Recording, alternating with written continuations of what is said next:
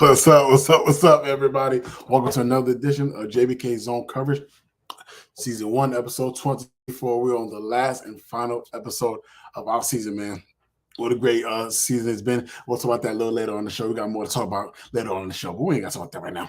But we are going to be talking about the postseason Super Bowl game. What a great game. We're going to talk about that and so much more. So welcome you guys. We're going to put my panel up here. Let's get B. Striller. Let's get Robbie. Let's get Monkey up here. What's going on with y'all? What up, Joe? What up, y'all? Everybody enjoy the Super Bowl? Everybody enjoy the Super Bowl? No? Yes? No? Man, fuck the Super Bowl, man. All right, what about that? What about the halftime show? What about the halftime show? The red team won. Halftime show was pretty damn good, actually. That was like I was watching the game. I passed out within 2 minutes of the first quarter and woke up within the last 2 minutes of overtime. So I missed it all. You know, I wanted so to do all that. I wanted to pass out. I wanted to just do other things, but I couldn't because I just like football, and that's the fucking problem with my wiring. I didn't intend to pass watching the game. Out. I was watching the game. I got bored and I passed out. Oh, I know. I was thoroughly entertained by it, so it was really good. I was watching it for that. I was upset because I missed the halftime show. Yeah, it was good. It was really good.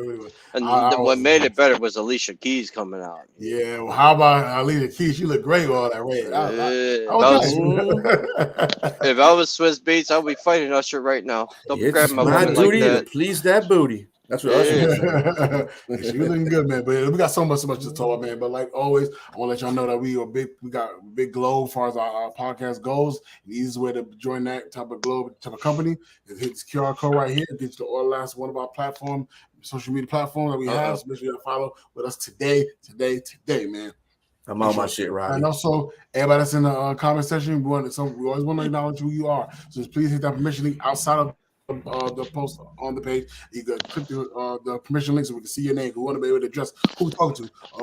Not having to look through our phones and find out who it actually really was. If you just click that permission link, we're right there to see who your name is. So you know what I'm saying? It's very easy to do. Like I said, scan that QR code and join our platforms today. All right, y'all. Everybody just about ready to get it in? Ready to go? Let's go. Yes, sir. What we got? Let's get right into the flashback video of the week. Got Breast into the right. 18 seconds. Well, they can pick down here. From the gun. Steelers show blitz. Here they come. He gets it away, and it's picked off at the goal line. There's a flag thrown on the run back. James Harrison to run it back, and Harrison is past midfield. Harrison going down the sideline. Harrison still on his feet. Harrison is going to go all the way and waiting for the official to get there. Touchdown is signaled. A flag is down on the run back at the 9-yard line.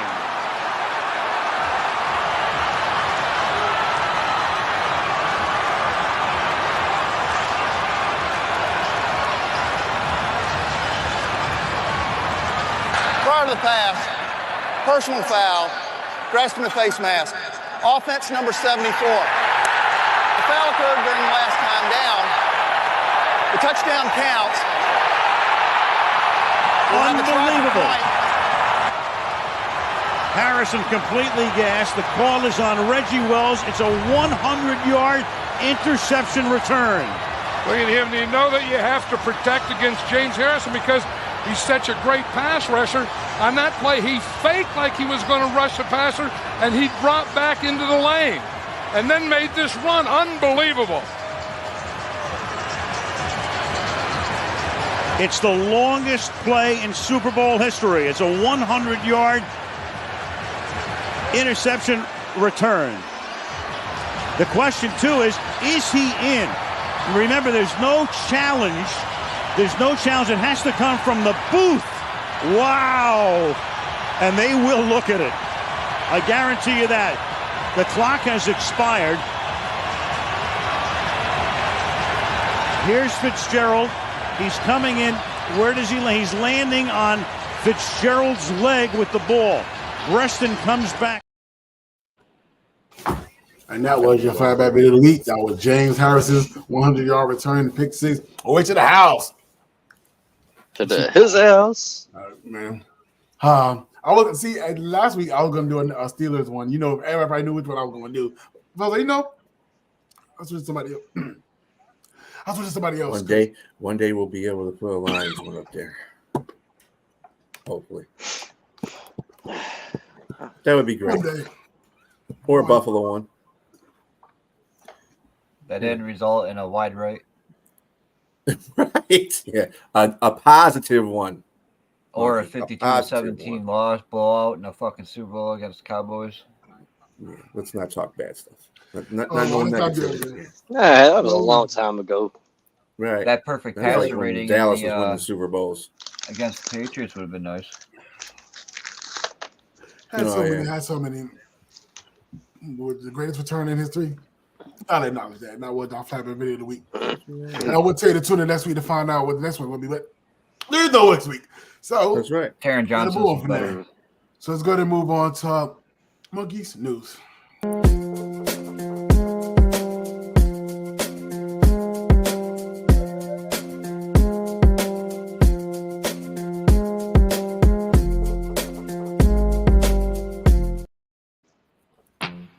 Rumor Roundup. Where will they go?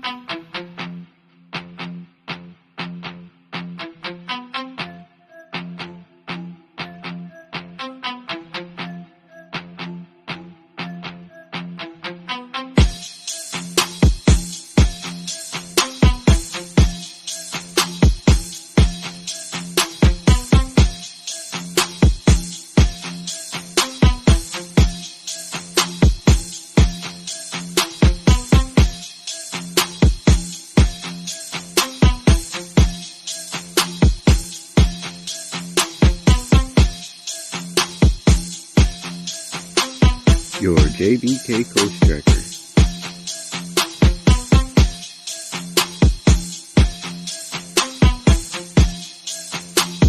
Trade rumors.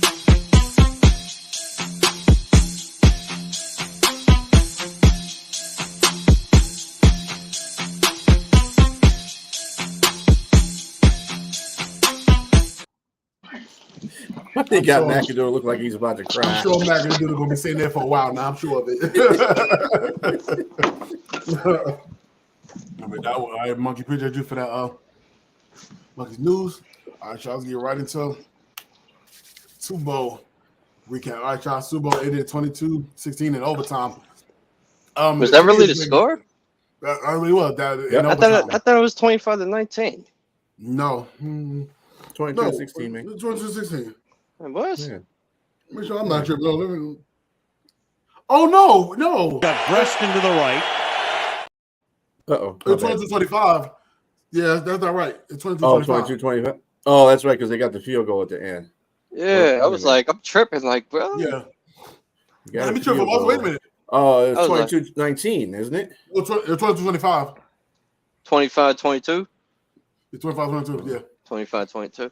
Yeah. I was about to say I didn't take any edibles today. I'm sober.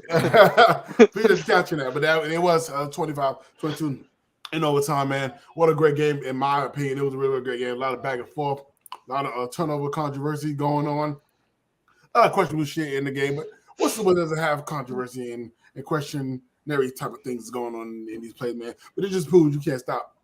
Yeah, I seen everybody. You should never give up on your team for halftime. Certain individual. We'll get into that later on.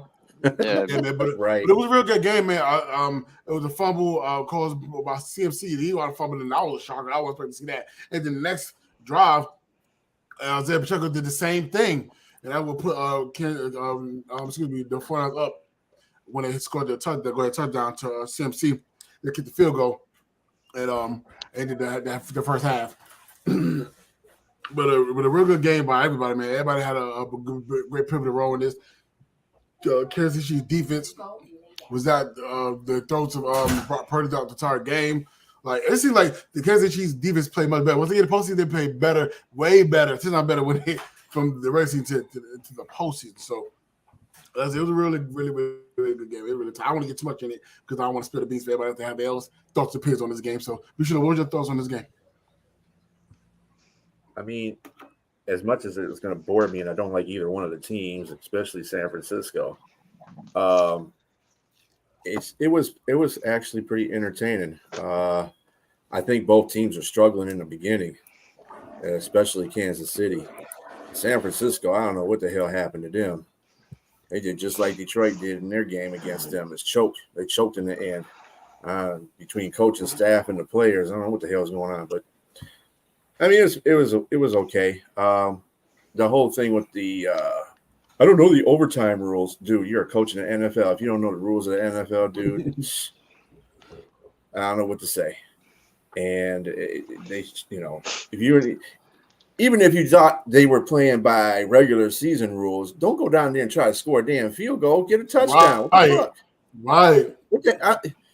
See, that's what that Dan Campbell would never done that. He would have been trying to get a touchdown. Fuck a field goal. That's I know that for a fact. They're going to lose by the sword or die by the sword either way in that position in a Super Bowl. So I don't know what that was. Just a whole bunch of bad decisions in the end there by San Francisco. So it is what it is. Patrick Mahomes is the man. So he won MVP. All right, Rob, what you got? You know, I expected much more of a high-scoring game because considered that both high-scoring power offenses. You know, I expected. I thought it was going to reach I thought it was going to be like a 35 to 31 final score. And ever since I see a lot of conspiracy theorists trying to say that the game is rigged. Kansas City was holding the whole game, and I'm like, these idiots that do that, they just don't understand that just referees miss calls. And the world was flat.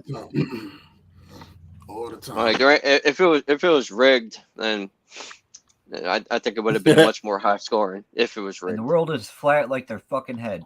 Yeah. Oh yeah. Then but the clock. I'm sure you've seen that video of the dude where they granted KC 2 first downs. Yeah, I seen that. Yeah, I seen that. And they don't realize that the TV is different from the game clock at the game. Right.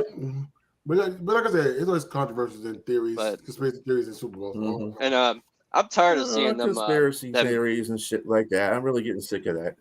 Oh, and you know what I'm tired of seeing them saying it was second down when it was actually first down. I think it was saying second down, and they were saying, "Oh, this is rigged." They fucking didn't flip it. They forgot to switch it. Shut up! It happens in fucking games from high school all the way up. It happens all the time. It happens all the time in the NFL. Another thing I'm sick and tired of seeing are them TV smashing videos. Like those are, I think those are corny. That's the first one I saw that was a Dallas fan. So no, they had a Kansas City fan. They had a 49er fan. And y'all know during that Super Bowl, they only saw Taylor Swift one time. One time she chugging that beer, and that was it. They made sure she was the top.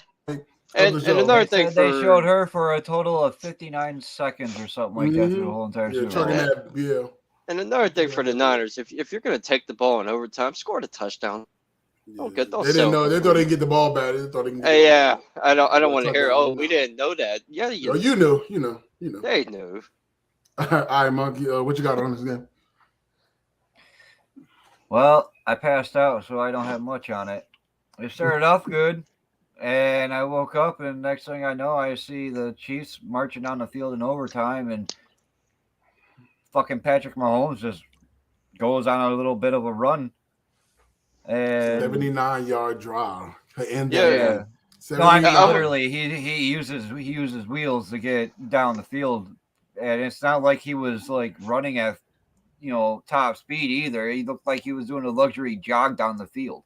I mean, yeah, pretty much. How the fuck does the Niners defense supposed to be one of the best in the league do that shit? Offensively, the Niners were too conservative. Yeah, that shot away what they was actually running for in this game. Yeah, at the end of the game, they sure the hell would. That's for sure. I was like, what the fuck? Like, you get down there, you get the ball in overtime, you get down in the red zone, you run on first and second, and then the defense knows you're going to pass on third, so they're going to rush you. And you played right into their hands. And Brock Purdy missed Ayuk. I think Ayuk was open on that play. Mm-hmm. And he didn't even see him because he was getting pressured. You can't blame Brock Purdy in that situation. Right, and it sucks what happened to Greenlaw. That was tough. Like that was crazy. I said, dang. That was Those heartbreaking. things so tough. Like I remember seeing a player, I can't remember who it was, but he had got a sack and he celebrated. He jumped up in the air when he came down towards ACL. I can't remember who the player was. Was that in And the it was Super Bowl? crazy. Like no, it was a regular season game. Like he had got a sack. He was celebrating. He jumped up in the air. He was a heavyset guy. Oh, that was Warner. Yeah, like, that was it Warner? crazy. No, it was not Warner. It was the other guy, the other linebacker. I can't think of Warner his was name. fine. You talking about not Greenlaw, right? No, it was years ago. Greenlaw. No, It was Greenlaw. It was Greenlaw. Well, it was Greenlaw that hurt happened too. himself. Greenlaw It had was the himself time in the before. Super Bowl. Yeah. It was a guy celebrating and he jumped up in the air, he came down and he tore his ACL. I can't remember who it was. I keep forgetting Was he a Niner? No, I don't remember. I would really have to look it up, but it was like one of those situations. It was not one of them non-contact injuries. It's crazy, man. I hate it. The non-contact injuries are the worst injuries to sustain. Mm-hmm. It seems to be that way. Yeah. Yeah, They take longer to come back from as a non-contact than the contact. Yeah, that was real tough, man. And I was like, oh lordy. But like I said, he can't stop the way Patrick Mahomes drove that drive. He knew he was gonna end this game. Like, bro, y'all not getting this ball back. Because remember, when you play football, you got all that adrenaline going. And as soon as you get that sack, you want to get up and just celebrate. And bam, there goes your Achilles. And then what's crazy was they shut down Travis Kelce the first half. They shut him down. Second half, 9 receptions for 90 yards. Come on, man. Oh, it came a lot. Last as soon as now he started the game, it's how you finish it, man. Yeah, and they was about 10 again. No, the Niners had that game. Kyle Shannon coached it. He threw it away with his conservative. He should have kept on scoring. No, crazy. You can't just sit on the lead against Patrick Mahomes. You have to keep scoring. Right. I feel like the more Patrick Mahomes on the field, the more dangerous he becomes. I see that all the time, man. And the old time game, man, the money game. Money time now, you ain't getting that ball back. You can get it back when it's over. That's about it, man. Yeah. Shout out to Kansas City Chiefs for winning this year's Super Bowl for the second straight year, and they're trying to go for three-peat. Before we move on, unfortunately, what happened in the parade, that just ridiculous right there. I feel like 21 people was hurt. Well, 20 people was hurt. One got killed. Actually got killed. Was the teacher over there? Yeah, that's just ridiculous. Like, why? Like, ain't no sense, man. So those are prayers to all the victims that was caught up in that situation. That's such a sad situation. Stuff like that should never happen. Especially at that time like that. They're celebrating the Super Bowl, bringing another trophy back to the city. And this is what y'all do. This is what y'all do. It's just sick, man. It's a shame because even at a sports rally, you're not safe. What a pleasure, man. I tell you, man. Right, I'll go ahead and move on with Monkeys Trivia. Number 1. All right. My Monkeys trivia question number 1 was, who has the record for total touchdowns per game in playoff history? Just by position or any offensive player? It doesn't matter. It's a quarterback, though. Tom Brady? No. Peyton Manning? Jerry Rice? Nope. Joe Montana? Joe Montana. Nope. Patrick Mahomes? Terry Bradshaw? Nope. Joe Montana? He's still John playing. Elway? He's still playing. Russell Wilson? You Super Bowl quarterback? Never mind. He scored playoffs. Playoffs? Who has the record for total touchdowns per game in playoff history? Playoff? Joe Flacco? Jalen Hurts? Nope and nope. Definitely not Lamar Jackson. And he's still playing? No. Yeah, he's still playing. Is he starting? Yes. Allen? Josh Allen? Josh Allen? Yeah. That's the first person I should have thought about. The first person I should have thought about. Homer. He averages 2.6 touchdowns per game in the playoffs. Yeah, Homer. Which is the highest.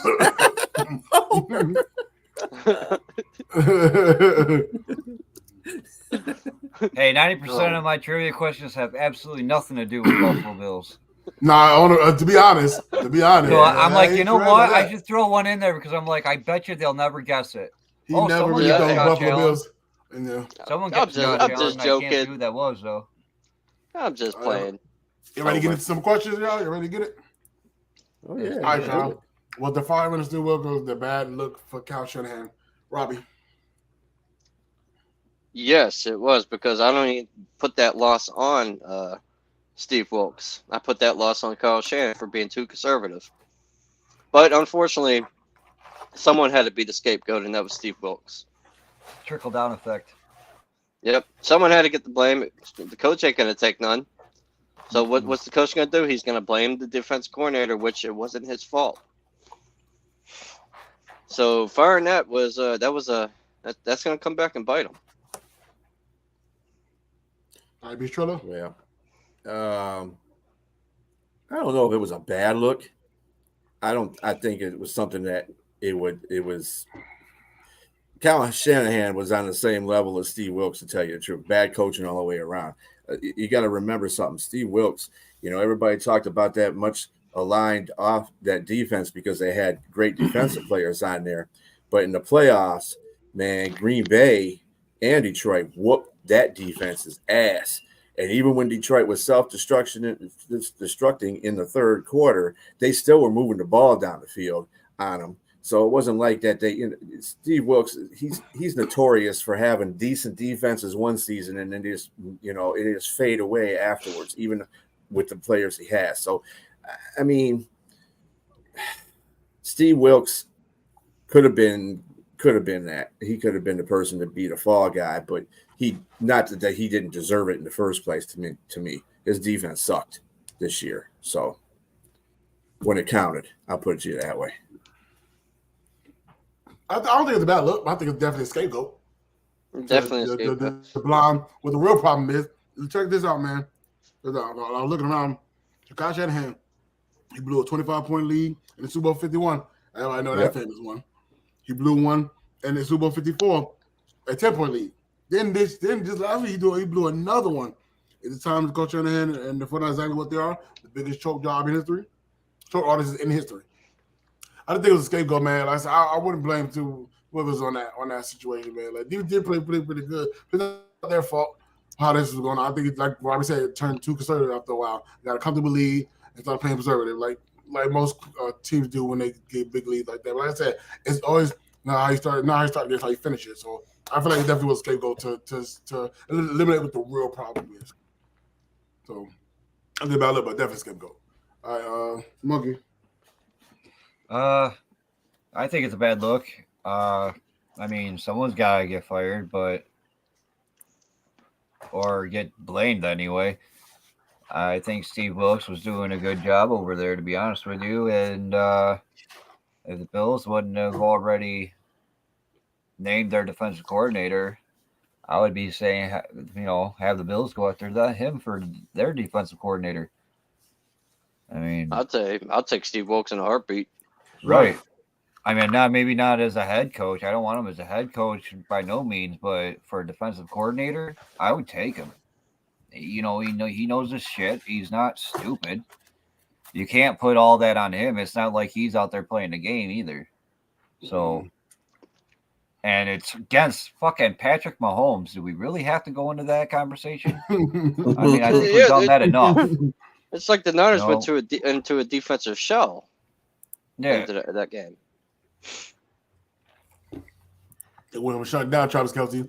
Yeah, like you're playing against Mahomes. Like you don't just sit back and play defense. You got to You got to keep your foot on the pedal and keep scoring. Just an unfortunate situation right there, but that's what happened. Hey, someone had to be the scapegoat, and unfortunately, it was Steve Wilkes. Yeah, liability. Had to give it to somebody. Want to blame somebody. Mm-hmm. But yeah, I'm pretty sure. But like I said, I'm pretty sure he'll find a job eventually. Yeah, that's just how the cookie crumbles. Right. All right, but let's go ahead and move on. Next time, all right, y'all. Your breakout star for your team next season. You got to choose one offensive player. You got to choose one defensive player. I'm gonna go first. Breakout star for my team next year. I'm gonna go back to George Pickens, man. I think that somebody's gonna elevate his game to a much higher level. Even when he did this past year, he went that way. For only 56 reception over 1,000+ yards. So I think he'll be more. I think he'll start getting more targets in this upcoming season. Regardless of the QB situation, I think he's still going to eat. So I think he's going to be somebody. I think I'm expecting to break out next year. And then defensive one, I'm going to go Joey Porter Jr. He held his own for the most part. He'll give it like one touchdown this entire season, but he pitched out to a lot of top receivers in the game. He's going to get better from here. So he's somebody I'm definitely looking forward to having a real breakout year 2. So I got George Pickens and I got Joey Porter Jr. All right, be sure that we got. So on offense for the Lions, I got Jameson Williams. He did do a pretty good job of breaking out even further this year than he did last year. But I really think the sky is the limit for this young man. He did a lot of explosive plays for the Lions this year. I think he's got, under depending on what our wide receiver situation is at the end, if they cut anybody or if they keep anybody, I think he's going to be more of the same. They're going to use him more as a wide receiver than a more, a gadget play guy, although he's got the speed to be the gadget play guy. And you see a couple of runs that he had in the playoffs that made difference. But, yeah, he's going to be one. And for the defense, I really want to see somebody in our secondary stack. I don't really have a person to because we might not even have our secondary after this year.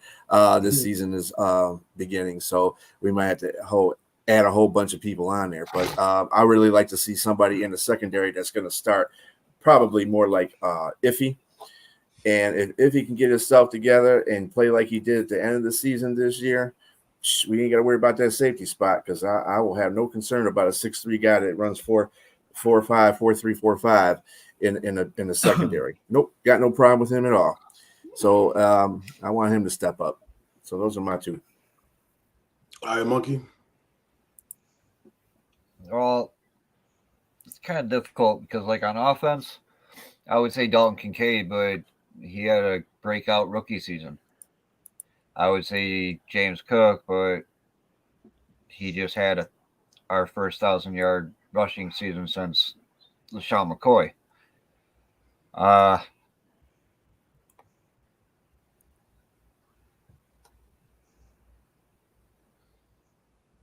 won't be Gabe Davis because he won't be on the team next year.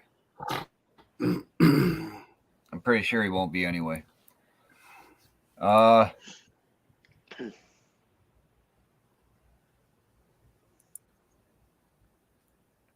Let's go with Shazier.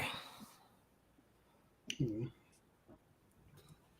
should be all right for offense. For defense, well, Terrell Dotson started having a breakout season this year. Benford was doing pretty good. I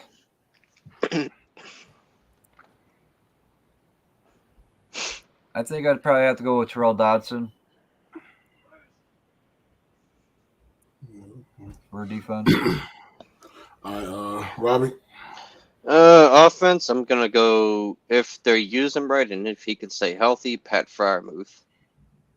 And defense, I'm gonna go with a person that would have started this year, but he got injured in training camp. Corey Trice Jr., cornerback. Yeah, I'm excited for him as well. Because he's gonna come back. He's gonna get that number 2 cornerback. And I think because you went with Joey Porter Jr., so I'm gonna go Corey Trice. Yeah, I hope him too. Well, he tore the ACL, right? It was ACL, right? Yeah, Corey Trice. That kid. I think he's gonna be good. Like I seen him play. If he didn't get injured, I think he would have been number 2 cornerback. Yeah, I'm excited for him too. I'm definitely excited for him next year. But all right, but I was going to move on with our next topic in the show. All right, y'all. Rumor has it that Cincinnati will cut ties with Joe Mixon. Is this wise, Monkey? I mean, in the passing league that it is, Mixon is up there in age, ain't he? I would say probably 28, 29 years old. 29. Yeah, but there's plenty of running backs out there they could probably get for cheaper. They could probably do the same job. And you got the draft and the fact that, but okay, that's not bad at all then. That's old in running back years. Not really. It's still that 30 is that cutoff.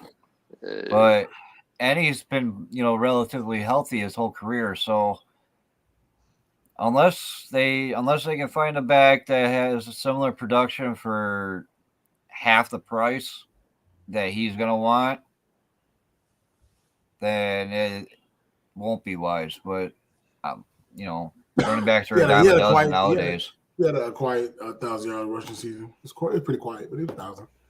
Well, that's because Joe Burrow, no one was making any hype because Joe Burrow was injured all season.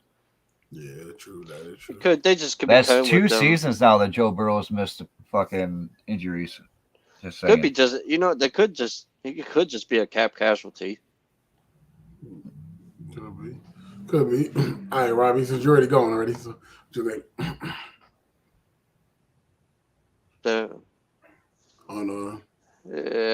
Yeah, if they cut him, he'd be a cap casualty. Would it be wise? I mean, maybe let's say be a cap situation, but then Maybe maybe they want to like cut him so they can possibly sign T. Higgins back on like a 1-year deal. Right, that's another thing right there. That's probably why they're gonna have to cut. They're gotta cut ties with somebody. They can't keep them all. I heard they were gonna slap a tag on T. Higgins. You know what? Or you could tell Joe Burrow to take some of his money and give some to T. Higgins. Yeah, okay. Yeah, all right. But would it be wise? I mean, it all depends though. Like I said, who's the backup? Who's the backup running back to Joe Mixon? They cut him. Who they running back? They got that. Don't they got that Bernard? No, they don't got Hill. Is it Hill? Giovanni Right? Bernard? He's still there? Bernard? Is he? I wonder. Giovanni Bernard still there? Yeah, isn't he the backup? I don't know. I don't. I thought he'd been gone. I thought he'd been. But then, Giovanni Bernard is retired. Then who? I forgot the kid's name they had, but he looked pretty. So it all just depends. It all depends. Or they're looking at drafting another running back. Like, he only 27, so he'll be 28 before the season starts. But that's still good. I mean, like, unless he got a but contract, this is like his best chance at a good contract. This is going to be the best contract he's going to get. So he'd rather he'd rather go with what is he happy with staying in Cincinnati and taking a little bit less money, or does he really want that money? It all depends on what kind of character he is.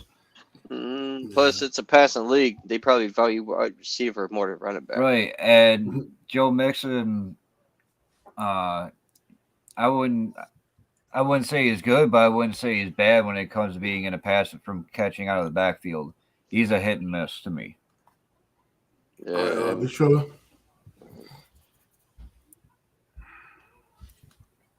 So Mixon, this will be a dumb move for Mixon. I mean, this will be a dumb, not Mixon, but Cincinnati. As much as we hype on running backs, well, they started doing it from the beginning anyway, hyping on running backs. Running backs are still part of the whole show. You know what I'm saying? They get the offense clicking. And Mixon is a great fit for Cincinnati. So if Cincinnati lets him go, that's going to mess Cincinnati's offensive capabilities all the way around. And they probably won't be able to retain one of their three receivers, their top receivers. So Tyler? I think Tyler going anyway. I think Tyler Boyd is going anyway. I think he's going to be gone. But they shouldn't get rid of Mixon. Never. That shouldn't happen. Well, his dead cap is only $2.7 million if they cut him. They only suffer $2.7 million in dead cap. Then who are they going to add, though? That's what I'm saying. Who the backup? Who they lean to? I mean, they trust somebody. Who are they going to add? They can draft somebody. There's plenty of them. Maybe they want to cut him because they draft somebody. Maybe if they cut him, it will free up money so they can try to re-sign T. Higgins. I keep forgetting they do have a couple of running backs out there that they might be. They do like Michigan players a lot. Yeah, remember they might go after Blake Corum. And let's not forget, you got players like Austin Eckler that are going to be a free agent. True. T. Higgins even if it's just like a Band-Aid for now, you know what I mean? So okay, well maybe they don't like or they couldn't get they don't like one of the running backs in this year's draft, and they like what's in next year's upcoming draft. Well, I'll get a Band-Aid like Eckler, who's up there in age but can still produce, and he can catch out of the backfield. So he may Chase Brown is the backup. Oh, Chase Brown. Yeah, he all right. I'm not familiar with him too much. He's not doing Mixon. He's not Mixon though. That's the thing. Yeah. Was he a rookie, Chase Brown? Yeah, I'm not sure. Okay. Yeah, he was a rookie. Chase Brown. He really didn't do anything. He only had 179 yards rushing last year. Yeah. So maybe they see potential in this kid, and they probably think he can fill in, and cut and Mixon will free up money so they can try to re-sign Higgins on like a short-term deal, like a 3-year, $45 million deal. I'll pick what T. Higgins looking for too. Wow. And Right, let's go ahead and move on to Monkey Trivia number 2. unless he's looking to break the bank, then that ain't gonna cut it. He ain't done nothing to want to break the bank anyway. All right. Monkey Trivia number 2 says, uh-oh. Says, uh-oh. Uh-oh. Yeah, uh-oh. Never heard of uh-oh. How many rushing yards he had? Did he have as much as Lamar Jackson? Sorry, ass. Somehow all my trivia questions just got all deleted. What? Yeah. Wow. What franchise has the most losing seasons in NFL history? Is it Cleveland? No. Arizona. Detroit? Ding, ding, ding, ding. It's Cardinals. Cardinals. Damn. Oh, wait, hold on. Wait.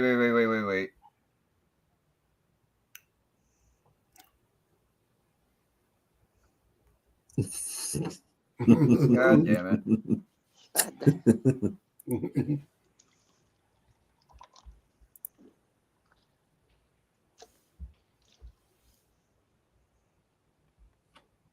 You having problems over there, Kevin? Like I did Yes, yesterday? we are. God damn it. We'll just go with Arizona for now, and I'll find it and come back to you if it's wrong. It can only be 3 teams, right? Right. It can either be Browns, Tampa Cardinals, Bay could be the other one. or Tampa Bay. All right, let's go ahead and move on with our next topic while he figures out if that's correct or not. Let's go ahead and move on. All right, y'all. Will the Minnesota Vikings offer the deal to Kirk Cousins, or will he find a new team? Be sure. Well, The Cardinals are 32. Damn it. It was the Cardinals. Sorry. okay. Answer to that question is, I mean, it really kind of the Vikings are stuck in a catch-22 here because they want to sign Jefferson back, and Jefferson, even though he says he doesn't care what quarterback he plays for, he just wants to know which one it is. Yeah, but Cousins is his guy, right? Cousins is his guy, and I think that's where he wants to be there. And I think Minnesota needs to re-sign Kirk Cousins. I do. So I would say they have to resign him. I don't think he should go anywhere else. I mean, Minnesota's not who they got. Who are they going to get? That's the other thing. I mean, they can go in a draft and get somebody, but do you really want to start over? I mean, Minnesota's got the offensive weapons. They got 3 great receivers. They got T.J. Hawkinson. The offensive line is starting to play a little bit better. The only thing that's going to be in shambles is their defense, as usual, because Russell they can't afford to Wilson. pay nobody on defense. They like their old quarterbacks, man. I don't know how Russell Wilson's going to do in the NFC. I just don't, well, especially in the NFC North, because if everybody's getting better defensively, if teams are going to start getting better defensively, then yeah, but we're talking about Minnesota here. They tend to make some weird, yeah, they're dumb choices. I was just throwing it out there to be funny, but it kind of actually makes sense now that I think about it. Yeah, I don't know. Yeah, so but they should I'm keep. go ahead. Yeah, they should. I agree with Big Shirley there. I think they should offer him a new deal because that's it. Just already admitted that he wants to play with him. He also wants to break bank, and he also wants to play with him too.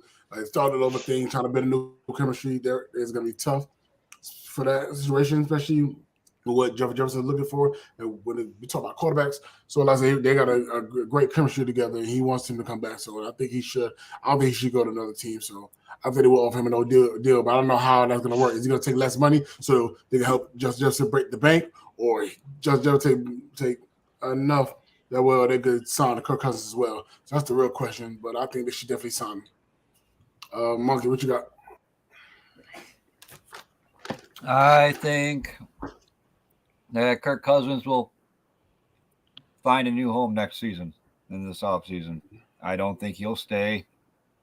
I think I just think the Vikings and Kirk Cousins has ran their course. I don't know if it would be. Will they offer a new deal to Kirk? Maybe. Will he accept it? I don't think so. He'll probably want a new change of scenery or something. I don't know what to tell you. Minnesota's cold. And he's getting up there in age. But there are plenty of quarterbacks that are out there that are going to be free agents that are pretty decent. You got Baker Mayfield, who's a free agent that may, that's a possibility. You got Russell Wilson. You got Mac Jones that could be traded. But, I mean, are you going to get the rookie Mac Jones that did well, that did great, or the Macadoodle Wackadoodle for last year? Who the fuck knows? But, yeah. I mean, see, fuck, even Mr. Trubisky's out there. Mr. Trubisky would be a better choice than Macadoodle. Yes. yes. I don't know. They're the same boat, if you ask me. Both suck. I trust much. But yeah, but Mitch has more experience.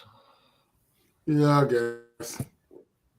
I guess it all depends on how the rest of the NFC North goes, because really there's you got Cousins, you got the chance of Justin Fields being traded. Nobody knows where Chicago's going there, so you got to keep competitive. If they trade Justin Fields, they're going to have to get a quarterback, whether it's in the draft or not. Chicago, that is. So Minnesota has to keep pace with that, because those are basically the bottom two teams right now in the NFC North. The Lions and Green Bay are first, and they got their quarterbacks. So, yeah, I don't know how that's going to play out. It's going to be a very interesting offseason for both of those organizations. All right, Robbie. I don't think Cousins come back. I think he's going to be a Raider. The Raiders are in the market for a quarterback, but there is mediocre Mason out there if the Vikings need a quarterback. Shout out to Mason. Or should I say MVP? Maserati Mason. MVP. 85 Mazda Mason. Mustang Mason. Mustang Mason. No, I think mediocre's better. Kirk Cousins said he ain't taking no discount, so throw that out the window of him coming back. And Jetta wants paid. Yeah, because they know they need him, so no, he's not going to do that. Yeah, so I don't think they're going to be able to get both of them. Jetta's going to want to break the bank. Kirk Cousins ain't staying for no $10 million a year. They've been sharing up a guaranteed money for the last 4 years. We getting that guaranteed money, all of the money for the last 4 years. Yeah, and plus, I got a strong feeling he's going to be a Raider next year, Kirk Cousins. All right, let's go ahead and move on with our next topic, and then within the show.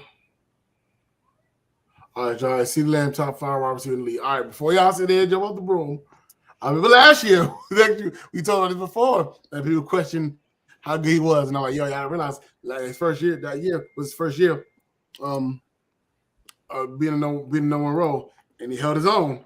And now he goes into this year and does exactly thing, but better than he did the first time when he finally on his own. So before we get all bent out of shape, let's realize what's going on right now. Since Hooper left, Mark Hooper, that is, and look what he's doing now. So the question is he left top wide receiver league right now? Be sure. I would say if he's top 5, he's number 5 or 4, 5 or 4, either one of those two. He did make an impressive beginning of his season. He played all the way really well, all the way up to maybe I think it was week I want to say 16 or 17, and after the Lions game. But 17 or 18, he didn't play well in the playoffs. He did not, and he didn't play very well against Green Bay either. So or Miami. I mean, his stats are great though. He did better than he did last year. He's about a top 4 or 5 receiver. Yep, I'll give him that. Because every year since he took over the number 1 spot, since 2021, his numbers is going up. He had 1102, then he went to 1359, and then just last year 1749. So, and the receptions got better too. He went from 79 receptions to 107 to 135. And the touchdown, same thing. He went from 6 TDs, 9 and now 12. What's he's up there with Cheetah, ain't he? And stats wise. Yeah, he's number 2. I think he's number 2. Yeah. Top 5 in the league this past season, sure. Like overall, no. I think he's just outside top 5. I don't think he's like towards the bottom of top 10. He's more closer to 5, but he ain't there yet. I think there's just too much talent out there right now to say that he is. All right, I'll go next. I think he's top 5, so I think he's number 5. I would be sure that I think he just cracked the number 5 spot. I think he really has, man. Just what he was able to do. Like I said, when he had Mark Cooper was there, so you kind of understand why he wasn't the numbers where it was, because you already know Mark Cooper's number 1 guy. But he always had 1,000 yards that same year. Then he took off, he left, and another 1,000 plus every single year since then. So I think, and he's been nothing but consistent. And he had his biggest game. Against Detroit, unfortunately, he had 227 yards that game. That real good. Really, that was probably his best game throughout the entire season. And I think around the Philadelphia game, he had 191. But I just feel like he's been taking that. He been cherishing that number 1 spot, and he's been benefiting from it, man. He's been a dog, nothing but it. So so I think he's just at number 5. I think he's right now. I think I'm like I said, that's crazy like right now, not just overall time. Of course not. So, but right now, I think he's not far right up there. But I think he's number 5. And Robbie. You know what? If stats wise, I say yes. His stats, he had amazing stats this season. I'll give him credit when it's due, even though I don't like the Cowboys. But I say he's top 5. Oh, he's a great player. Don't get me wrong, and he's like you say, he's done nothing but improve. So you can't take nothing from him. And I'm sure if he plays like he did next year as he did this year, I will definitely say he's in top 5. Yeah, man. How's that? He's top 5. He's been holding his own. He's been holding his own. That's all I'm saying. I like Lamb. He's a good player. I just don't like Cowboys fans. That's all. Like Bishula said, if he's top 5, but he's at 5. Number 5. I'm with Bishula there too. I agree. Number 5. All right, y'all. Going to move on with our very next topic in the show. All right, y'all. Are ready to call Patrick Mahomes to go after winning his 3rd Super Bowl in 6 years? Robbie. No, not yet. Win at least one more, then I'll call you to go. All right, Monkey.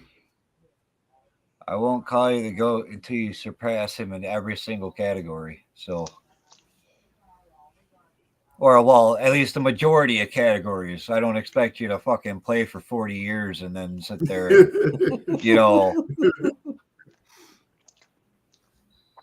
I resent that. Tom Brady played 40 years. I know he almost. In today's NFL, you probably could play that long.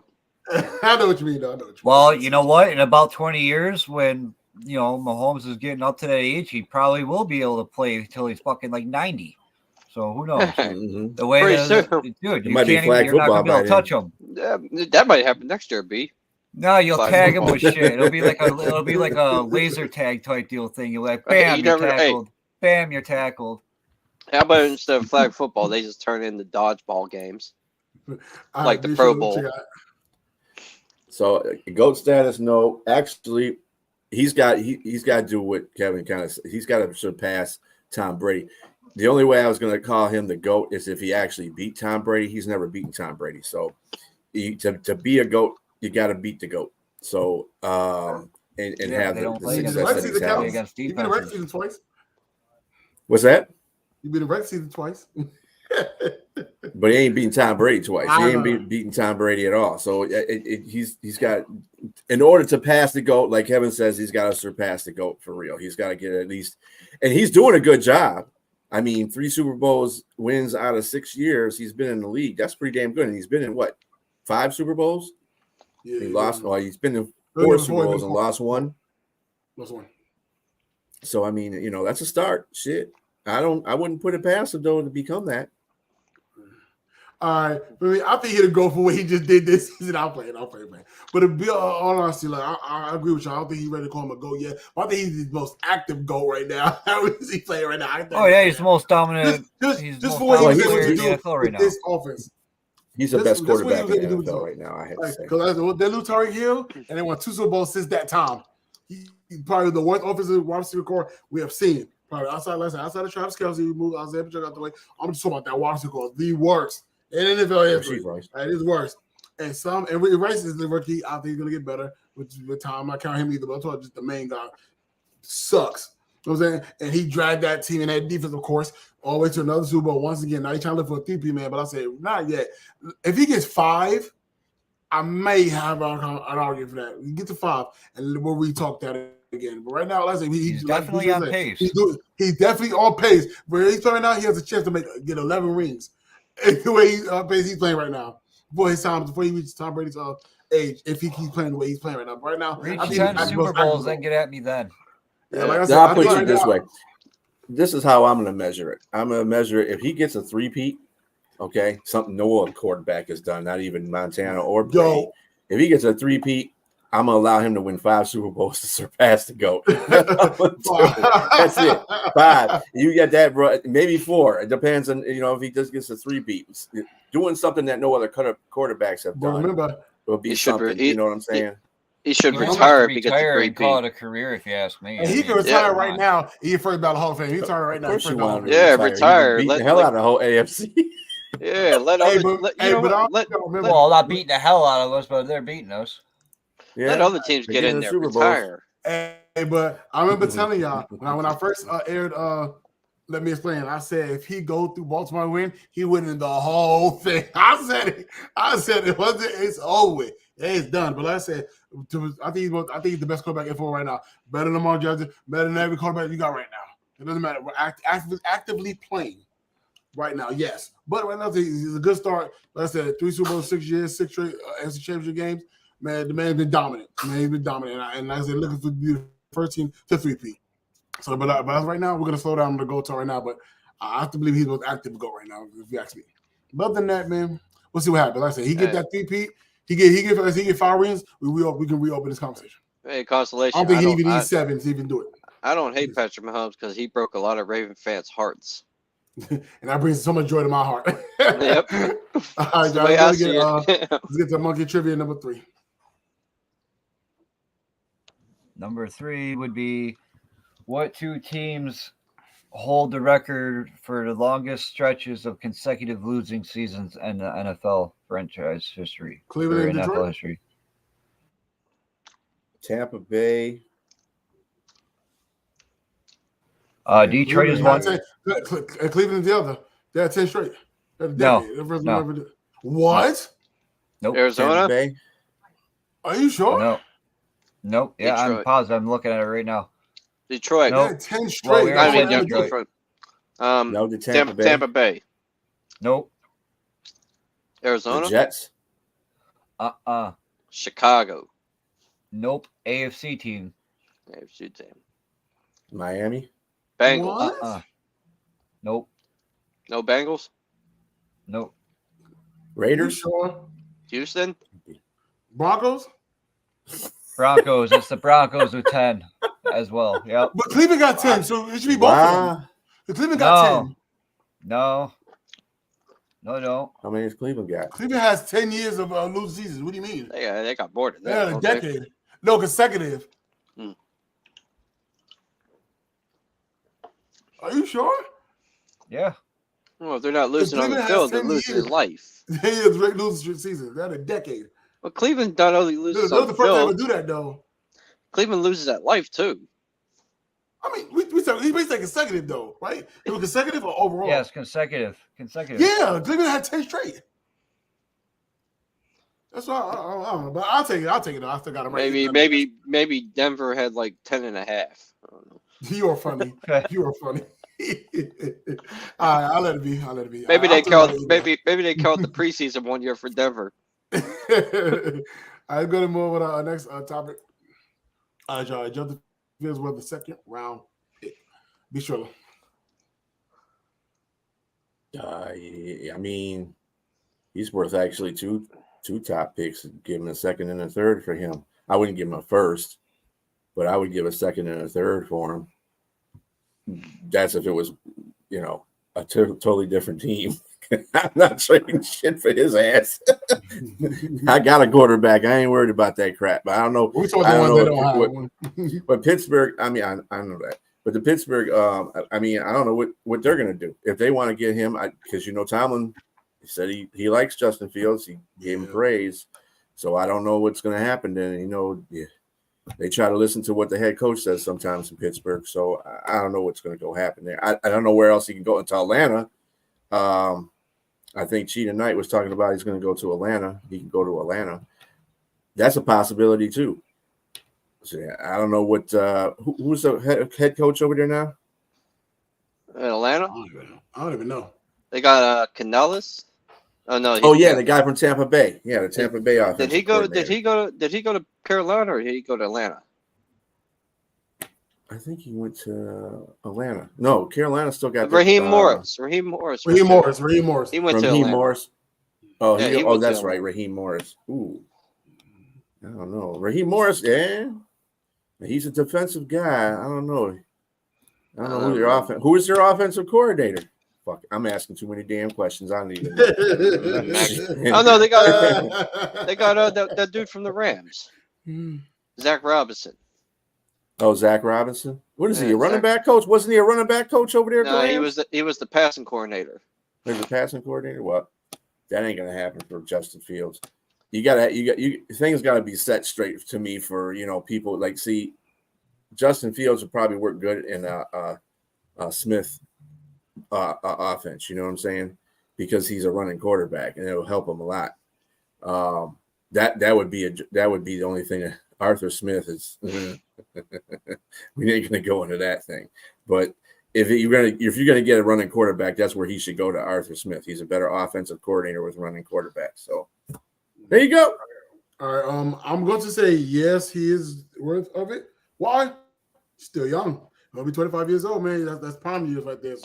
So his age is the reason for it. Well, I think he was like 26, 25, 27. When we won't even have this conversation. He'd probably be the late third, the early fourth pick, if anything. But because he's 24, he'll be 25 in March. He's still young, so I think he is worth it because of his age, how young he is. He still got time to develop. Like I said, that's prime years right there. 25 years old is just start your prime years. 24, 25, you want to do it. So I think it's pretty sad. Now, he's younger than Kenny Pickett. Right, exactly. I said so. He's younger. Exactly my point. So, and like I said, Mike Tomlin is a fan of his. With Smith in our system, he likes this type of style quarterback. So it could benefit. But I think he is worth a second round pick. Like I said, because of his age, how young he is, still got time to develop still. So I'm going to say yes, he is. Monkey. Oh, he's definitely worth a second round pick, especially for teams like Atlanta, Pittsburgh. Yeah, definitely them two teams. I definitely think he's worth a second round pick. I remember one time our offense was so bad, we got a first round pick to get me Fitzpatrick and change the game. I remember one time at band camp. They did like him. There was a story here saying they tried moving up for him in the 2021 draft to get him. Because I think Mike Tomlin liked him then, and Mark Cannoli reported it that the Steelers tried moving up to get him, and back in 2021.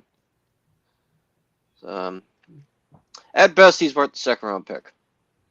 Yeah, I agree. Like I said, his age, with his age and his talent, man, at his age, I think he's definitely worth it. And like Monkey said, for teams like me, our team in Atlanta, definitely. And it's not like he's dealt with any major injury in his career either. No, exactly. That too. What I mean? That too. So he's been relatively healthy. And by the way, you're right. For some reason, the Browns were not on that list that I was looking at, and they actually had 12 seasons in a row of this record. 12. Oh shit. Okay, well, all right. Oh, they suck so bad they just forgot about them on the list. I don't think they're counting them as a real playoff team or a real NFL team right at this current juncture. I'm going to move on with our next topic within the show. All right, y'all. Sure, Kyle Shanahan be on the hot seat. I think so. Last night I just talked about his choke jobs over the years, man. He talked about the 25-point Super Bowl against for the Patriots. Then a couple of years ago, Super 51 against the Chiefs, and then just last week, another 10-point lead. He's been blowing games. They get up there. They play their best throughout the regular season. One of the best teams in the regular season. They drive it in the postseason, doing the Super Bowl. They take big leads and they choke them. But one thing is, he wasn't the head coach during the 25-point league. He wasn't, but I think he was the coordinator, right? He was the coordinator at that time. Yeah. So yeah, and then you go to the 2 Super Bowls against the same exact team, and you do the same thing. So I think he should definitely be consideration of definitely be on the hot seat if this happens again. I think he's a great coach, but if this happens again, I think he definitely should be. And if not, he should probably be on it right now. But if not, I think because he got rid of somebody to take the blame. They cut Steve Wilkes like they did, like the Bucs did Brian Leftwich, and then Tom Brady was playing bad. But they ain't gonna blame Tom Brady. They'll cut the coordinator. So somebody got to take the fall. So, but I definitely that's what took some heat off him. If he chose to do nothing, then maybe so. But if he does this again, for sure, be sure what you got. Yeah, it should be. He's a little itching that can't. He can't do it in the big games. He I don't know. Kyle Shanahan is overrated offensive coordinator to me. I don't know. That's just my opinion. I've seen him do some crazy ass stuff. He tries to make plays. I'm gonna tell you what. I take Ben Johnson over him every day. I have more appreciation for Ben Johnson watching these two teams in Super Bowl because I'm like, both your offensive coordinators are fucking old and flat right now. I know Reeves is calling some plays with Nagy behind. Reed is calling plays with Nagy behind him, but it's like both of y'all are just you're getting old offensively. You're not having no breath of life, and the only thing that's keeping Reed around is because of Patrick Mahomes. Really, there's not too much wiggle room for Kyle Shanahan because Purdy is not Mahomes. Not Mahomes. They got a dynamic offense with CMC and Debo, but I just think that he's not going to last too long. He loses again, especially if he loses in the playoffs. He's out. Robbie. Technically, he choked away 3 Super Bowls. 1 as an offensive coordinator, 2 as a head coach. And but if you fire him, who's out there to replace him? Who you gonna get to replace him? You know, right? Bill Belichick. Yeah, maybe a defensive coach, head coach is what they actually need. Maybe get Bill Belichick for the defensive coordinator. Yeah, Bill Belichick, Bill Belichick ain't taking no defensive coordinator position. Not at all. Him firing. He'd rather retire. Him firing Steve Wilkes is pretty much saying he put all the blame on him. Somebody gotta take it. All right, Monkey, go ahead. Firing Wilkes was a red flag. He is on the hot seat. If he fucks up like he did again, then he's gonna be out. Mm-hmm. I agree. Mm-hmm. I really didn't like the fact that he got rid of Wilkes. That was a head scratcher. But someone had to take the blame, and he's not going to be the first man to get blamed. So he passes the buck on to him. He ain't going to be able to pass the buck on to the next guy. It's going to be on him. All right. All right. Ready to move on with our next topic. Jag-off of the week. I'm gonna go first, and I'm letting everybody team away. My jag-off of the week is your jag-off of the week, John. It's bad when you question your team and you got the best quarterback in football on your team. This guy quit on his team before Usher even came out. I'm just like, yo, you got the best quarterback in football, and you're questioning your own guy. Oh, they go playing again. There they go. Down. As soon as they win, oh yeah, we win now. We can breathe now. Nah. The Jag over the week goes to Corey, holding one of our moderators up home for the advantage. You getting Jag over the week for quitting on your team before Usher came out. And you like, I try to tell him. It's not how you start the game, it's how you finish it. They're up 10. Okay, the game's not over. So I try to tell him that. He ain't want to believe me. He ain't want to listen. Go to the bathroom. He ain't want to listen. And as soon as they win, now he wants to pop his shit now. They ain't gonna tell me he deemed they were gonna lose until they show him otherwise. What? But you got the best quarterback on your team. You're crediting on them. You're questioning them. And as soon as they win, Jag over the week. Yeah. Jag over the week. No, that reverse psychology can only go so far. Yeah, that was terrible too. And then the reverse psychology, we're gonna get blown out. I guess 10-0 is a blowout. But then you see it happen at the end of the game. After they win, he's making posts. Let's effing go Chiefs. Nah, you don't get to support your team. You went out like a sucker. You don't get to support them. Nah, you doubted them. You got the best quarterback on your team in football, on your team. I would never question my team when I got the best. And I tell you about it time and time again. As long as you got Patrick Mahomes, you always have a chance. That's how good he is. You gonna question him? Nah, you see that when you want to celebrate? Nah, buddy. Nah, time to get out of here. Jag of the week, Corey Holden. Moderator for the home field advantage. Jag off of the week. All right, Monkey, you got one? Yeah, at least one. You got Jimmy G for, his little performance enhancement issue. And then all these motherfuckers who sit there and keep saying that the NFL is rigged. I mean, part of the like I script, said man. before, you probably think the world is flat, and so is their heads.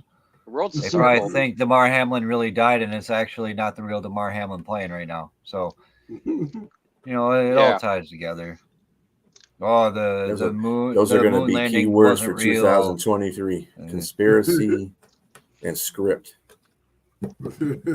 Next year's script is going to have aliens coming down for a halftime show. They did. They were in Miami. Yeah, word. Hey, Big Shirley, you got a Jag over the week? Not this week. Yeah, I think you guys pretty much covered the jack-ups of the week. Hey, Robbie, you got the same one as me. So Yep. I don't know what happened. I was just gonna let you do the honor of doing that. Then he got the final Jag of the week for season 1. Congratulations, Corey. Good up on your team. You don't get to celebrate. You don't have the right. You gave up on Nobody Right. does reverse psychology better than me. and everybody saw it. Everybody saw you give up on your team. Everybody saw it. And the reverse He psychology was a Mr. Irrelevant Jag off of the week. He took his medicine to a point. I'll tell you that much because I got after he's him the on his post. Purdy of home field advantage, Mr. Relevant. Yeah. And then And you gotta give him Yeah. credit. You gotta give him credit. He hasn't been cocky and arrogant about winning either. Hey, you know what? that's Quit true. smoking them. Quit smoking them funny Jag-off cigarettes. Although I know one thing, he's giving them Ravens fans a fit. That's for sure. Oh yeah, he is. Yeah, he's Well, on they top kind of of their deserve ass. it. They kind of deserve it. I mean, you got one who deserted the group because the Ravens lost and he was afraid of the blowback, and then he snuck back in. So, And then the Hey, you know GG what? thing was Aaron kind of weird Jacobs. though. I don't know why Jimmy Right. G even doing that. Like he was getting PT anyway, so I don't even know why he was even doing that. It'll cut oh, you there's off. another Jag off of the week right there. Aaron Jacobs, you bastard. He left leaving the group and then coming back. Sneaky motherfucker. That's some Hey, Ghostface man, vanilla shit right hey, there. Them That's Raven right. fans got nothing to hang their heads on. They got the best running back in the NFL. I was gonna move to monkey trivia number 4. What team has the best winning percentage in the playoffs? Patriots. Patriots. It is the Patriots with 62.7%. Yeah, that's pretty easy. I figure I'd give you, an easy Oh, it's a bone. in there somewhere. All right, good. Move on. Our next topic. I can talk about this early in the show. Now we talk about it for real now. All right, what will the Bengals do with T. Higgins? I was reporting that they were going to stop a tag on him, keep him around. They're probably not going to let him go anywhere, probably more likely. So I think that's probably what's going to happen. I think that is the best option to do as well. You want to have that 1-2 punch in Jamar Chase and T. Higgins. I think they'll probably let Tyler Boyd walk more than out of any of those two. So I think they'll stop the tag on him and keep him around for another year. Try to see if they can work us a contract in the near future. But I think they should stop a tag on him. I don't think that's somebody they really want to lose. But if they do lose him, it would suck. But I mean, you lose your number 2, a big number 2. I can see them creating some room to try to sign him. Yeah, but I reports said they will stop a tag on him, so I think that's what's probably going to happen more likely. And I think it's a smart thing to do. They want to keep him. Like I said, T. Higgins, Tyler Boyd more likely will be gone, and then if you do T. Higgins, it's just Jamar Chase, and then who? Higgins got value, so they could at least get a second Higgins round remind pick. me of Higgins is somebody I believe that can do the same thing that CeeDee Lamb is doing right now for Dallas. I think he could. He has that type of talent. So, but right now, to answer this question, I think that's not a tag on him. All right, be sure what you got. I mean, I would tag him. I mean, just to keep him around because really, I know they got to either lose T. Higgins or Boyd, and either one of those receivers really can't be. I mean, T. Higgins can be a number 1 on a lot of teams right now, And the only reason why he's not number one on the Bengals because they got Chase. So, yeah, I would have to keep T. Higgins. Although that's up to T. Higgins. Well, I mean, if they franchise tag him, I guess he cannot accept the franchise tag, but that means he couldn't play. But because I think he wants to be a number one somewhere. I really do. I don't think Tyler Boyd has a problem with being number two. So if they get rid of Higgins, they just promote Tyler Boyd, keep Tyler Boyd. They got to get rid of one and keep the other. I heard Tyler Boyd's ready for agent anyway. He's gonna be free agent. Tyler Boyd. That's not that they're gonna move on from him with no problem. Hey, I think he's 30 now. I think he's 30. I think. Boyd, no, he's only 28. Okay. Mm-hmm. Hey, he's gonna come here. He's still got some wheels. He's gonna come home.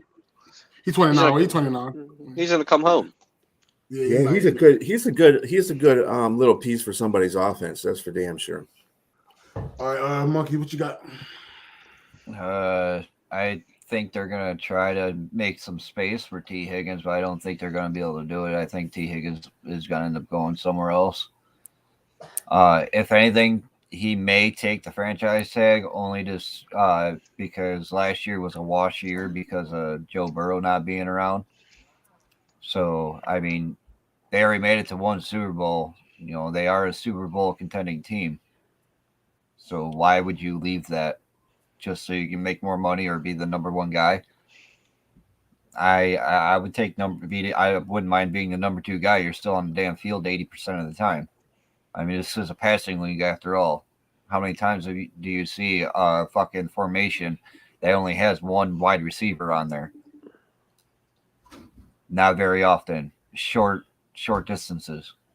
That's it. What about you, Robin? If they tag him, I think it's just to trade him because they got Jamar Chase coming up. He's gonna have to get re-signed. So I think I think if they tag him, it's just to trade him. I don't think they're gonna be able to keep him and Jamar Chase. No, eventually that's gonna be a bad move. Plus, I think when he gets, I don't know how much the tag. How much would the tag be if they tag him? I don't know yet. I don't know. That's probably not going to be cheap. Mm-mm. So we're talking for 1 year though, you know. So it's not like it's until they could figure out a long term. If they tag him, you might cap. see him. You might see him traded during the draft if they tag him. They might just do the thing and let him walk and draft a wide receiver. That was another possibility. They can get at least a second round pick for T. Higgins if they trade him. I think so too. I think if they tag him, it's just to trade him. All right, we're gonna move on with our next topic. All right, y'all. Should the Commanders move up to get Keller Williams? Monkey. To be honest with you, I don't think they could do very much of anything to improve that fucking shithole of a franchise. I mean, would it be a good move? Yeah, I guess so. But I'm not very high on Caleb Williams, to be honest with you. I just don't like his demeanor. We'll go with the demeanor. He's the whole bullshit where he's saying he won't play for Chicago and all that other shit. That bothers me. That speaks volumes on your character. Yeah, his character. I root you there. I'm gonna go next. I think his character probably he give me arrogant, cocky, like he's right. He's and not to mention, he didn't exactly finish this year off very well. Right, exactly. So I said to answer the question, I don't think it's a smart move. Always smart move to move up to get a better choice in players, but I don't know if they should go after him in that way. They'd be better off going after one of the free agent quarterbacks. Yeah, he can be cocky, arrogant, like he think he about to be the best thing smoke as soon as he get drafted. I don't know about that, but to answer the question, it'd be a good move, but I don't know if they should do that. Be sure. Watch him sign Tannehill. I don't even know why this is even a topic of conversation. I think Sam Howell is still a capable quarterback. He was up there leading the league in passing yards. Mm-hmm. He needs an offensive line. He was sacked, like he wasn't the most sacked quarterback next to who was the other guy that was sacked the most? But he was sacked. He was sacked, like second or first in getting sacked this season. So we need an offensive line. We get a good offensive line to help him out, then he should be fine. I don't think the quarterback is the problem on that team. I think the lack of offensive line is when you got somebody coming in you you're running for your life every other play. I mean, damn, you can't make good decisions when you're on a run all the time, especially when you're a young quarterback. You're not being able to, get through your reads or make a play work because you're totally running from somebody. So, yeah, I think the offensive line needs to be addressed. I don't think they should even be looking at a quarterback as far as starting one. I think I wouldn't be looking at Caleb Williams any damn way because he's not that guy. He ain't that guy. All right, Robert. No, they should not give up. If they try to trade up to number one spot, they're going to have to give up a lot just to go up one spot. Stay where you're at. Either take an offensive lineman, take Marvin Harrison Jr. He's going to be there. If you're not going to take O-line, but Jaden Daniels, Drake May, they're better options, I think, than Caleb Williams. Caleb Williams comes off as a cocky little shit, if you ask me. Yeah, I agree. I remember one time I heard he's short too. He's only like 5'11", 6 foot. He's another Johnny Manziel. That's what he reminds me of. Don't talk about Johnny Football. Do not. I hate that dude. And did USC suck? Dude, they did well in the beginning of the year. He was doing his thing, and then all of a sudden he just started fucking sucking. He was throwing interceptions left and right. He was making poor decisions down the field. He couldn't lead them they couldn't lead a horse to water to drink, dude. He just couldn't. and then he's crying on the sideline. And then on top of it, really, Caleb Williams was up there at the beginning of the season for Heisman Trophy. Yeah, and then he got his notoriety when they beat Colorado because that was Deion, because that's when Deion was playing. Their team was playing really good, and USC went in there and kicked their ass. And then that's what started the whole talks about Caleb Williams again. Oh, you see what he did against Colorado got the worst defense ever. So I don't even know that. Any quarterback that comes out and says, I don't want this team to draft me, you're a rookie. You should feel glad that a team wants to draft you. Yeah, who do you think you are, John Elway? Like, you don't get you're a college player. You don't get to pick where you go. Be happy you get drafted. Yeah, he give me arrogance. I already paid to college, but he give me. And you know what? Any man that paints his fingernails, I don't want him. Pay me $10,000 a week, I'll come play. What are you trying to be, Ken? See, I'll be cheap. See how that works? You ain't no Jared. You ain't no Jared Ken Goff. I was going to move on. $10. Trivia number 5. Last and final one. What player has the most fumbles in NFL history? Lamar Jackson.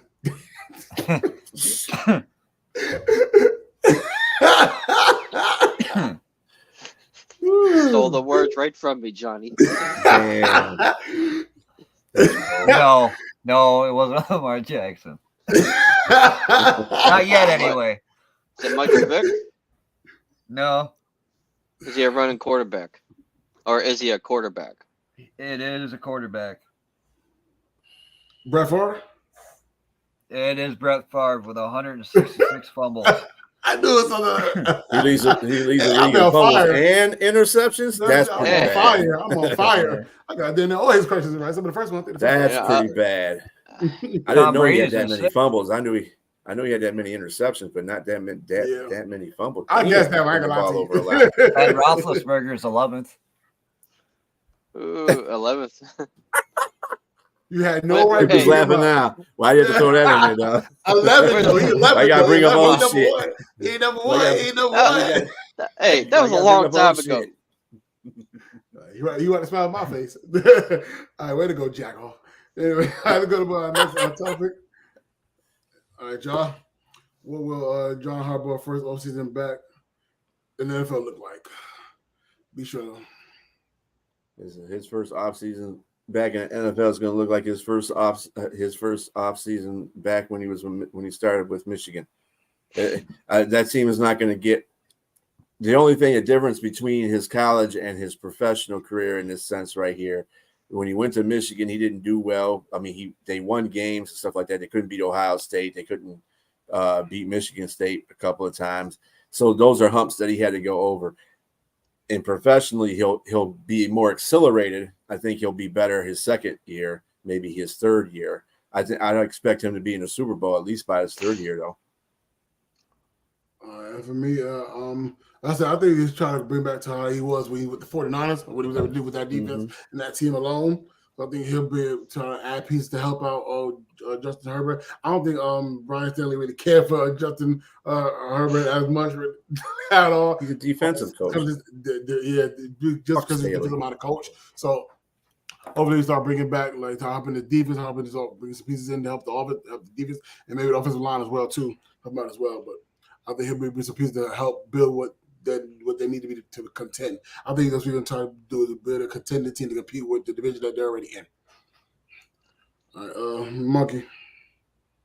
Well, he has Greg Roman for an offensive coordinator. What's that tell you? They're going to try to add the running game to their arsenal. I don't know how. Justin Herbert is not a mobile quarterback, so that's not going to help them whatsoever. Greg Roman has had a running quarterback no matter where he's gone, a mobile quarterback. That's his thing, is running and doing them fucking weird triple option plays and whatnot, and the RPOs and shit. That's just not going to fly with Justin Herbert. You're going to end up getting that fucking dude hurt. They want a running. You have Greg Roman, and you don't have a running back. Like Eckler is going right out the fucking door. Maybe. So now you got to get a running back. So there's Saquon Barkley that's out there that, like it was in my news, that there's been reports on him maybe going into the Chargers. Derrick Henry might go to the Chargers. I mean, the Chargers could, with them having Greg Roman, I would assume that any top running back would be like, "Hey, I want to go there because I'll get the ball, I'll get my time." Shit, fucking sign them all. Sign them all because one's gonna go down with an injury as much as they fucking run. Look what happened in Baltimore. Look how many fucking running backs they went through. I blame that on Greg Roman. What is LA's place? What is the LA Wolverines' place in the draft? In the draft?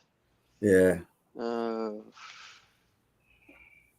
Because they're another team. There's a lot of Michigan. There's a lot of Michigan people coming out too.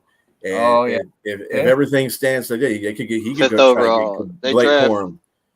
They draft fifth, and their biggest needs are cornerback, running back, D tackle, edge, and tight end. They're going to need a running back as their fucking number ones. I'm telling you, and tight end. Holy shit, that's like Greg. That's Greg Roman's MO all over it. Oh, Eckler's a free agent. Yeah, he's a free agent, bro. Oh shit. They want to keep. Robbie, go ahead. What you got for this question? But John Harbaugh, he likes to run the ball, so I think he's gonna try to resurrect that running game. Get a running back in there, whether it's Barkley, Henry, or possibly re-sign Eckler back. Jim. He's gonna try to fix that that running back. Did I call him John? Yeah, you did. John. I call him John. Well, they both look alike. Brother. Yeah. They look alike. John, Jim, they're both jagoffs.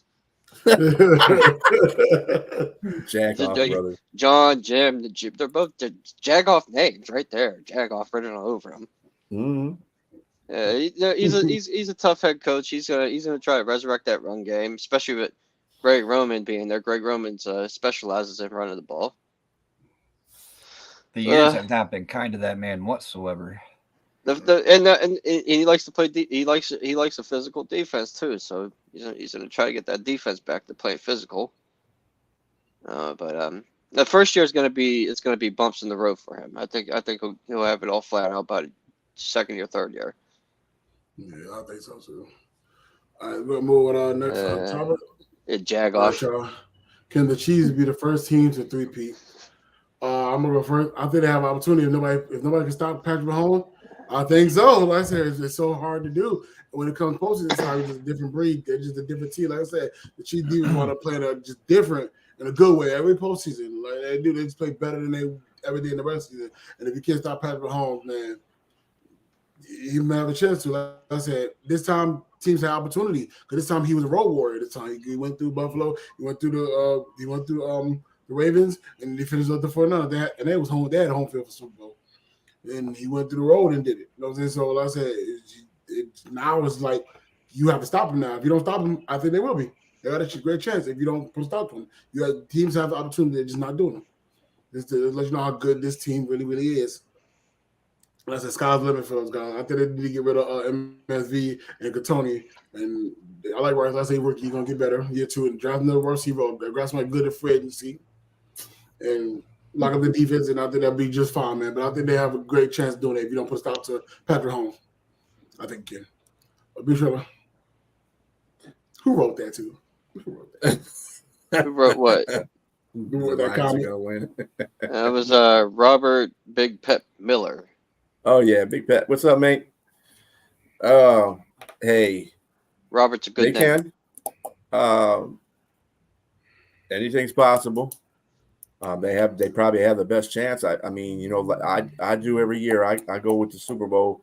Who's going to win the Super Bowl next year is the person who won the Super Bowl this year. So I go by that until I see different. But I hope not. I hope that the Lions get in there and they can play them and beat them, so they don't have to prevent a three-peat. Because I would like the Lions to win, you know. But they got Patrick Mahomes. He's the damn best quarterback in the league. So you can't take that away from him. So it's possible. Yes, they can. There's no reason to believe that they can't. I don't want to see it. I ain't gonna lie. I really don't. The only thing, because now you know that they're gonna go and they're gonna try to get a receiver for him this year. Absolutely. Whether through the draft or free agency, it makes no difference. It just has to be if they're gonna get a free agent. Shit, it could be Gabe Davis. It doesn't matter. That it'll be good. You know, it doesn't have to be a superstar wide receiver. It just has to be a receiver that's dependable. You just got to catch. He'll get you the ball. Just if you touch it, catch the fucking thing. Yeah. If you can touch it, you can catch it. Yeah. I could be the best receiver in the league if I get the ball. What? You're out of here. You're done. You're done. They benched you. You got a free ring. The first year you got, I'll give you legit on that Super Bowl. You put a big factor in that. But this it's the second year. Nah, not really. But you got a ring. You got a second ring. So I think a lot of his tip passes too belong to the defensive players that picked them off of them too. There's another stat. There's some certain stats in the NFL that got to change. Like, you know, yards after catch. That should belong to the receiver, not the quarterback. But also tipped interceptions should not belong to the quarterback. Because if you can't catch the goddamn ball, that's not the quarterback's fault. That's you being a dum dum. I agree. So or at least there should be an asterisk there saying, hey, you know, interceptions due to tip passes or something like that. You know, or just reward the guy that intercepted the pass and not detract from the quarterback that threw it if it was tipped. All right. Let me ask you a question, Bishop. If they did do that, is there a possibility past quarterbacks would want to get their interception deducted? If that became a thing, like would they do something? Man, you know how much goddamn film they have to go. Exactly my point. Exactly my point. That's why anytime they. Yeah, well, I mean, still, they change the rule. Anytime they change a rule nowadays, or we play 17 games now, we don't play 16. It just goes from there on, right? So I mean, it just starts there and goes on. I saw the flashback videos coming their way. I'm just saying, it's the whole thing could be a pitter pat. I know I'm going off on another tangent about quarterbacks and stuff like that, but you know, this Tony is just. He's a waste of football field space. That's all I got to say. You're garbage. Garbage. That's right. Garbage. All right, Robbie, what you got?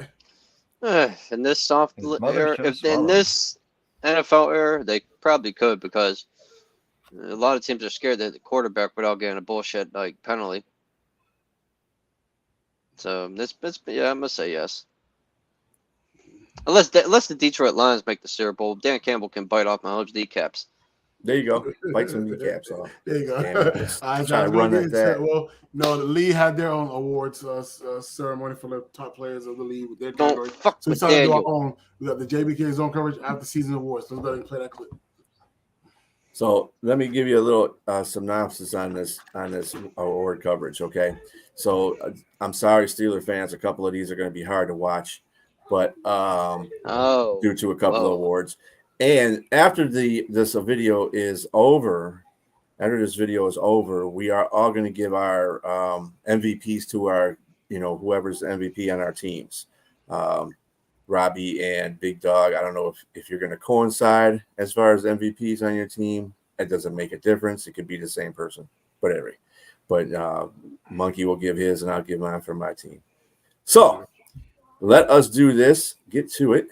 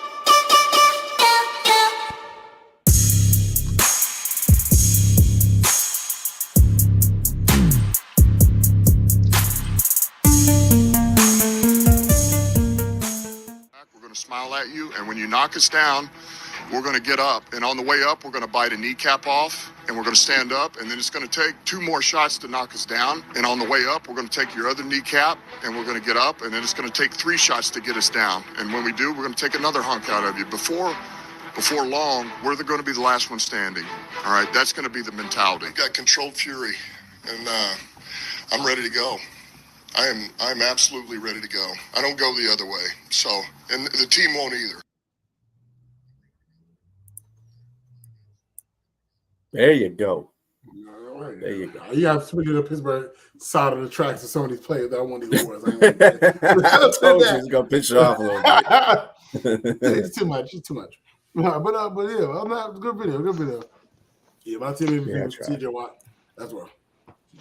Yeah, TJ Watt was. I had to show that play because I looked at a lot of his plays. In fact, that's what took me so long really to make up and because doing a defensive player, it's real hard to tell what kind of plays these guys make on the field that are detrimental.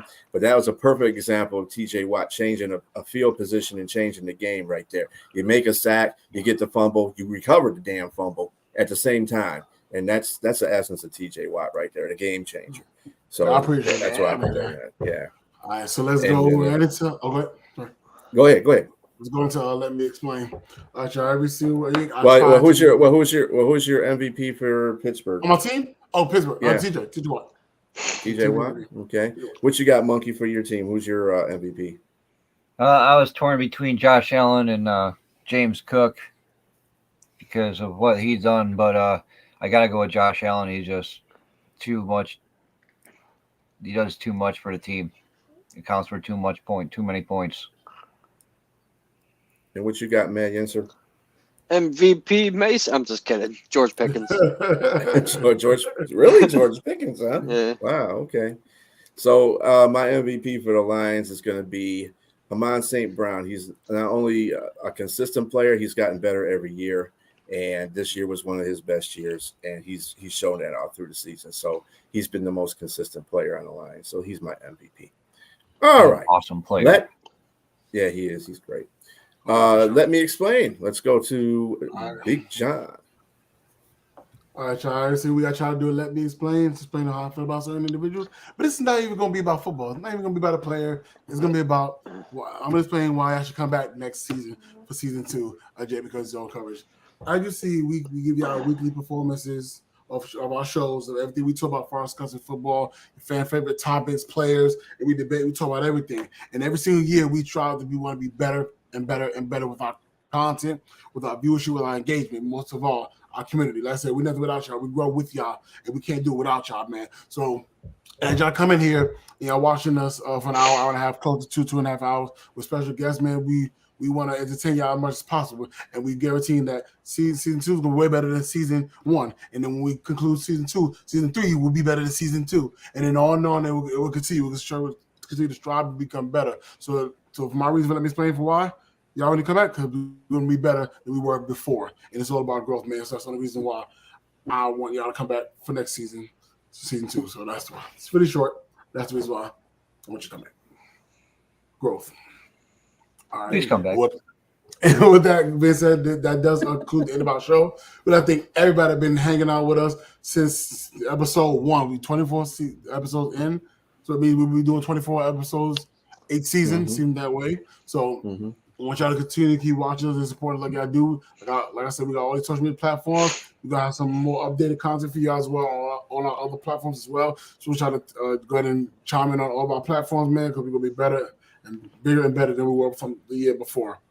It's all about growth, man. So that's all I think Big Shrilla for hanging in there with me, Monkey and Robbie as well, especially when I was going through stuff I was going through. Y'all better hold it down. I do appreciate y'all so much, like I told y'all last week. And next year we're going to be a lot better, but the production will be better, the visual will be better, the debate's going to be better, the guests are going to be better. And I just got to say thank you, every last one of y'all, for hanging out with us, man. Be sure to anything you want to say, final thing you want to say before we end up ending season 1 of JBK's Zone coverage. Yeah, all I got to say is it's time for the Hennessy, baby. Time for the Hennessy. But everybody's been great. I'm a lot of you guys, we've grown this first season. A lot of y'all have taken responsibility for certain things, and it's great. Everybody's working together pretty well. I think next year that we need to do a little bit more, myself included, and getting better at what we do. And I appreciate everybody that's tuned in to us and liked our videos, checked out our social media, and subscribed. That's always appreciated, and just kept along with us. Like I said, next year is going to be next season is going to be a better season, and just continue to stay with us. We'll get better. All right, Monkey. It'll definitely be better. I'll have more. I should have some new music out there for you. Keep it fresh. Sweet. I appreciate everybody that has been here through the beginning to the end. But I'm not going to lie, I'm so fucking happy we're having a break right now. I need an off season so fucking bad. Oh my god, it's worse than last year. It really is. And it's nothing to do with this. It's just outside noise, and we all got it, and we're all dealing with our shit. And well, I guess the last thing I gotta say is, fuck Tom Brady. All right, Robbie. Yo, if the Chiefs win another fucking Super Bowl, it's gonna be fuck Patrick Mahomes. I'm telling you. All right, Robbie. It was a lot of fun. Off season is going to be a very, very long off season. And to all you Raven fans, don't hinder the Yinzer. All right, we got it. It's final throw it up, and we get up out of here. All right, y'all. Thanks again. Thank you guys so much for hanging out with us. Last 24 episodes of this season. Like I said, supposed to be having the upcoming dates of our all-season dates. So be out for that. Still waiting for the NFL to drop the rest of the dates for the upcoming dates for the off-season. And once I get all those together, I'll be recreating my off-season. I already started it. Haven't finished it yet, but once I get my dates all in order, I'll be posting on Home Advantage. So you see all the dates and how long we've taken off, when we're coming back, and things of that nature. We got a lot to discuss and go over. So once I wait for that, once I get that, I'll put out for y'all as soon as possible, man. But like I said, once again, thank y'all. And we'll definitely see y'all season 2 of JBK Zone podcast. And once again, congratulations to the Kansas City Chiefs on winning the Super Bowl and Patrick Mahomes winning his 3rd Super Bowl MVP. All right, let's get the let's go get up out of here. All right, y'all. Let's say once again, thank y'all again, and we'll see y'all again. So I'm gonna leave y'all with this: it's not about perfect; it's about effort. And when you bring your effort every single day, that's where the transformation happens, and that's how the change occurs. That is the final thought on the big dog. That be sure that's Robbie, that's Matt Yenzer. Peace out, y'all. Y'all have a good night. Peace. Peace.